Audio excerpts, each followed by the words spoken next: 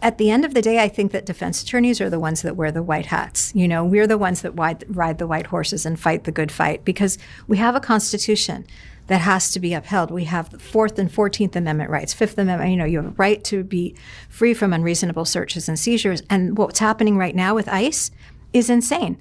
I actually represented a young woman who was a U.S. citizen, a Hispanic woman. She had just been dropped off for work in downtown L.A., and 4 or 5 SUVs pulled up, guys in plain clothes with masks. They were wearing vests, and everyone started to run. She had no idea what was happening, and she just stood there, and they threw her to the ground. She had bruises all over her back. She held up her tote bag, whatever she was carrying, to work, and they grabbed her and arrested her. And they were speaking to her in Spanish, and she was saying, "I speak English. I'm a citizen," and they didn't believe her. They actually pepper sprayed the guy that was with her because they punched him and pepper sprayed him. And there are videos of him on social media where he's convulsing, and he had to ended up going to the hospital once they were arrested. But they were arrested. They were taken to MDC, the same facility, and she was kept there actually for 2 nights. Usually it's 1 night. These ICE agents who arrested her posed for a photo with her, like a look who we got kind of a photo, just absolute gangbanger mentality. And she spent 2 nights in jail and was released on bond the next day. So she was 2 nights in jail, released on bond the next day. And the complaint, the charging document, she was charged with assaulting a federal agent. The allegation was that she raised her arm and hit the agent in the face with her arm. She's 4'11", and this agent was a gorilla. There is no way it was physically possible for her to have hit him. So I asked the U.S. attorney. The complaint said that this was based on body-worn camera footage, which of course they don't wear body-worn cameras, and witness statements. So I asked for them. And 2 days later, he said, "I'm going to dismiss the complaint." So we're actually going before a public forum. Several senators, Senator Blumenthal's chief investigative counsel has reached out, and we're going to go talk to them in Washington, D.C. next month about what's happening here. But people's rights are being violated every day. Every day, these people are going out and being arrested for absolutely no reason, just because of the color of their skin. And it's outrageous. And so I am extremely proud to be a criminal defense attorney and somebody I am a gatekeeper. You know, I hold the line. I hold law enforcement accountable. So if they haven't done things properly, if they, illegally search somebody's car or search their home or search their person, I'm going to be pounding my fist in the courtroom and telling the judge, this doesn't stand. You have to dismiss this case.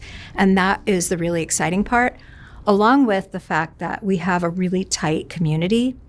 Criminal defense attorneys, we fight a common enemy. And so we share information with each other. We help each other. We appear for each other. We really, really support each other in our work. And, they say 2 heads are better than 1. Well, 100 heads are certainly better. So I love brainstorming with my friends, my colleagues, and saying, hey, I have this case. Can I talk to you about it? Yeah, sure. And we'll sit and do research together, and we'll talk about it and come up with the best plan. And, sometimes they'll smack me and say, you're being too naive or you're being too gullible. This client, maybe you shouldn't be, But I do tend to believe my clients when they tell me what they tell me. And that's just my nature. Somebody told me a long time ago that you have to develop a tougher skin. And I always thought that would never happen because I'm a sensitive person. I guess it's happened because I get cases and they don't faze me. It happens very slowly. It happens very slowly, exactly like the frog in the boiling water. Mm-hmm. I, will deal with child pornography cases and I don't get upset. I'm not offended. I'll take your case. Because I understand it's an illness. I understand that this was a rabbit hole that you fell into and you started looking at porn and then all of a sudden you're looking at other images and it's an addiction. It gets worse over time and people get stuck in it. So I don't judge people. And that was interesting. That was my interview for the public defender's office. It was a series of hypotheticals. It was the most difficult interview of my life. And after I got the job, my boss told me that the questions are designed to determine whether or not you're a judgmental person. I thought that was so interesting and so beautiful because, I don't judge my clients. You want to tell me something? Trust me, I've heard everything. Mm-hmm. I am not going to judge you. I don't care what you did. I'm just here to help you through this process. As a defense attorney, what a criminal defense attorney, what kind of clients do you end up representing? So I'll represent, people who commit fraud, investment fraud, Medicare fraud, bank fraud, real estate fraud, mortgage fraud. I mean, there are every kind of fraud. There's, tax fraud, tax evasion, a lot of drug cases. The federal government tends to charge people with conspiracies. So anybody who may be involved in a drug transaction would get swept up in a conspiracy. I represent people charged with domestic violence. I represent people, as I said, who are charged with possession of child pornography, kind of pretty much anything. The only thing I don't really do is DUIs because I just don't. So a lot of variety. A lot of variety, and it's never boring. It's never dull. Every case is completely different, and I'm always learning things. Like, I knew nothing about guns. Now I know about guns because I've had gun cases. I knew nothing about narcotics or about, what things cops are looking for, and especially with fraud, what kinds of questions, because these are more corporate-oriented issues. And so I can tell when I'm sitting in a meeting with agents, federal agents, a U.S. attorney, and my client by the questions that they're asking, what they're trying to get at. And I can even fine-tune the questions for them and say, I think this is what they want to know. So yeah, it's interesting. I'm constantly learning. I'm constantly honing my skills. What kind of things have you learned? Because you're learning really important things about it. For instance, the Paycheck Protection Program, which was the COVID funds that people got, and I've learned about what was required to get these loans, because when they came out, everybody was like, free money, let's sign up for it, and that how that worked, how that process worked. I've learned about Medicare billing. Like, how would I have ever known about anything to do with that? Or mortgage refinancing back in the days, a decade or so ago when that was a big thing and everybody was going into foreclosure because of the bubble that burst. I don't even know. I've learned about, certainly about addiction, about every kind of addiction, drug addiction, alcohol addiction, gambling addiction, sex addiction. There's just so many aspects to what I do. And, we're called attorneys. We're also called counselors. And you are a counselor. You counsel your client through the process, but there is also a psychological element. And I am not a therapist. I refer people to therapists. I refer them, we have all of our resources, people we send them to. There are rehab programs that we work with. But in doing what you do, you almost have to become a bit of a therapist. But yeah, and also to know who to send people to. And we get psychological evaluations in a lot of cases where if I think that somebody may have an undetected traumatic brain injury, that's something else I've learned about. Like, why is this person acting this way or talking this way, or there's something not right here? I think I need to have them evaluated. And lo and behold, you'll find out that there's some sort of a diagnosable issue, which, by the way, gambling addiction is in the diagnostic manual for therapists. It is a what's the word? But it is a specific illness, according to, or mental issue that is listed. I can't think of the words right now. But it's very interesting to learn about all of these issues.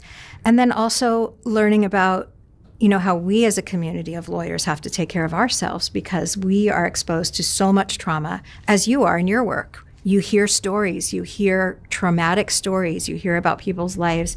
You do hear about victims. Of course, we're sympathetic to victims if there are any in cases. And you take that home with you. So yes, as you said, you get numb over time, but you're still surrounded by difficulties and hardship and depression and trauma. And you have to learn how to walk away from it. I remember very early on in my career, my husband said to me late one night, like 2 a.m, "Are you thinking about so-and-so?" My client at the time, another Mexican mafia guy. And I said, yes. And he goes, "Stop it. You're not the one going to prison." But it took years for me to let go. And I'll tell you, when the marble dropped for me, I had done a trial. It was bank robbery. It was actually I can't think of the word again, but, one of these places where, I'm sorry, I can't think of the word, but it was like a bank robbery. And there were these 3 black guys. And 15 months later, my client was ID'd in a photo lineup. So I hired an eyewitness identification expert, something else I've learned about. And this woman explained to me that if somebody's wearing a hoodie, that makes it unreliable. If the person has a gun, the victim is looking at the gun, not the person. If there is a person of a different race, that definitely compromises their ability to identify the person. Time, of course. So there were all of these indicia of unreliability in this case. And I really believed that my client was innocent. His friends had committed the crime. So his hoodie was in the car, so they got his DNA. And then they called him after they were done, which was ridiculous. So it was just that the U.S. attorney kept arguing, yeah, that's a coincidence. Yeah, that's a coincidence. And this was the case where the FBI agent was lying and I got to cross-examine him when the jury was sleeping. But that was one I couldn't let go of. The jury came back, 3 black men, mostly white jury, 3 hours came back guilty, and I couldn't let it go. So I called my co-counsel on that case and I said, I just can't let it go. And he said, all we can do is our best. We play a role. We are a cog in the wheel. We play a specific role, but we have no control over the outcome. And as long as we can accept that and we do our best, we have to let it go or we'll just go crazy. And the marble dropped for me. It was my moment of zen. I realized that he was right. And from then on, I've had a much easier time. There have been moments, of course, where I've just been so upset about a verdict or a sentence. But the bottom line is I have no control. It is up to the judge. It is up to the prosecutor. It is up to the jury. All I can do is fight like hell, which I promise I do every single time. And once I've done that, I can walk away and say, all right, I did my job. And now whatever happens, happens. Is it justice? I don't know. Maybe, maybe not. But it's what happens.